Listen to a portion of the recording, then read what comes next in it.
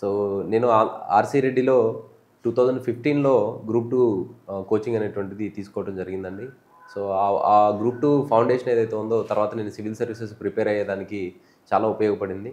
So ఆ ఫౌండేషన్‌లో ఉన్నటువంటి every faculty ఆ ఫౌండేషన్ బ్యాచ్‌లో ఉన్నటువంటి ఎవ్రీ ఫ్యాకల్టీ ఆల్మోస్ట్ అందరూ సివిల్ సర్వీసెస్ స్థాయిలోనే నాలెడ్జ్‌ని చెప్పడం అనేటువంటిది జరుగుతుంది.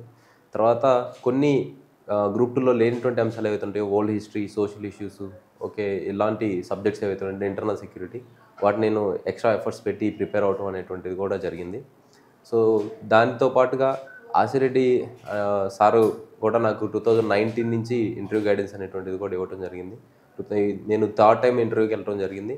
సో 2019 అదేవిధంగా 23 అండ్ ఈ విధంగా 24 every time R C Reddy sir inputs అనేటువంటివి చాలా ఉపయోగపడాయి.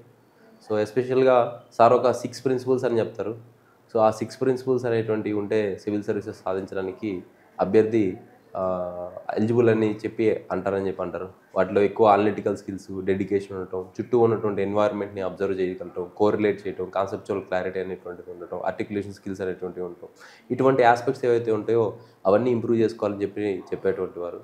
సో ఈ విధంగా నాకు ఆర్‌సీ రెడ్డి ఇన్‌స్టిట్యూట్ తోటి ప్రత్యేక అనుబంధం అనేటువంటిది ఏర్పడటం జరిగింది. అందులో ఇంకా నేను బాగా నచ్చేటువంటి అంశం ఏంటంటే, గ్రామీణ పేదరికంలో ఉన్నటువంటి విద్యార్థులకి అందరికీ కూడా గ్రూప్ 2 స్థాయిలో నాలెడ్జ్‌ని చాలా అఫోర్డబుల్ ప్రైసెస్‌లో ఇవ్వటం అనేటువంటిది జరుగుతుంది.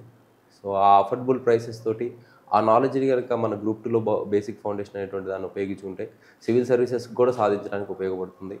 అదేవిధంగా సివిల్ సర్వీసెస్ మాడ్యూల్స్ కూడా టెస్ట్ సిరీస్ కూడా నేను ఇక్కడ తీసుకోవడం జరిగింది. అండ్ వివేక్ మ్యాగజైన్స్ అనేటువంటి వాటిని కూడా నేను current affairs and Telugu vocabulary కోసం కూడా యూజ్ చేయటం అనేటువంటిది జరిగిందండి. ఈ నా ఎంటైర్ జర్నీలో ఆర్‌సీ రెడ్డి మేనేజ్మెంట్ కావచ్చు, ఆర్‌సీ రెడ్డి సార్ కావచ్చు, దే ఆర్ వెరీ హెల్ప్‌ఫుల్‌గా నాకు ఉన్నందుకు మరొకసారి ధన్యవాదాలు తెలియజేసుకుంటూ ముగిస్తున్నాను. Thank you very much.